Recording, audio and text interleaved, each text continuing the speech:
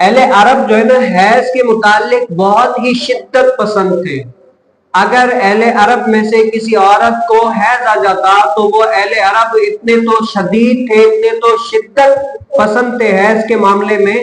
کہ اس عورت کو منحوس بھی قرار دیتے اور اس کو کھانے پینے اپنے بستر وغیرہ سے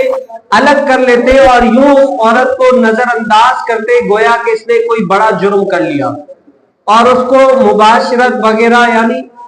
وہ تو حیض میں منع ہی ہے لیکن ان کے قریب جانا اور فوائد لینا اس سے بھی باز رہتے تھے، جو کہ شریعت نے وہ چیز ڈیمانڈ نہیں کی ہے. تو نبی کریم صلی اللہ علیہ وسلم نے اس کے متعلق اپنے امتیوں کو کیا رہنمائی فرمائی ہے، اس کے بارے میں شریعت ہماری کیا رہنمائی فرماتی ہے، اور حق کے مباشرت حیض کی حالت میں کرنا کون سی منع ہے اور اس کو کہتے کیا ہے، وہ ہوتی کیا چیز ہے. اللہ بن شداد رضی اللہ تعالیٰ عنہ نے کہا کہ میں نے حضرت میمونہ رضی اللہ تعالیٰ عنہ سے سنا،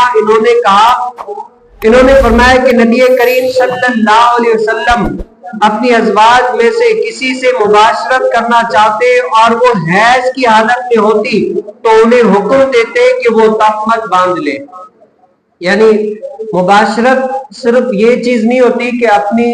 بیوی سے ہم بستری وغیرہ کرنا، مباشرت کا معنی یہ ہوتا ہے کہ ہم بستری کے علاوہ اگر اپنی بیوی سے فوائد حاصل کرنا چاہے تو کر سکتا ہے. تو نبی کریم صلی اللہ علیہ وسلم حیض کی حالت میں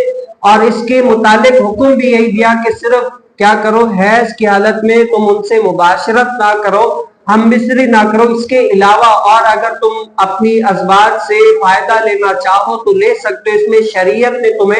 تمہارے اوپر کوئی اور یعنی ریکوائرمنٹ نہیں رکھی، جیسے اگر ساتھ سونا چاہے یا اور کوئی فوائد لینا چاہے تو لے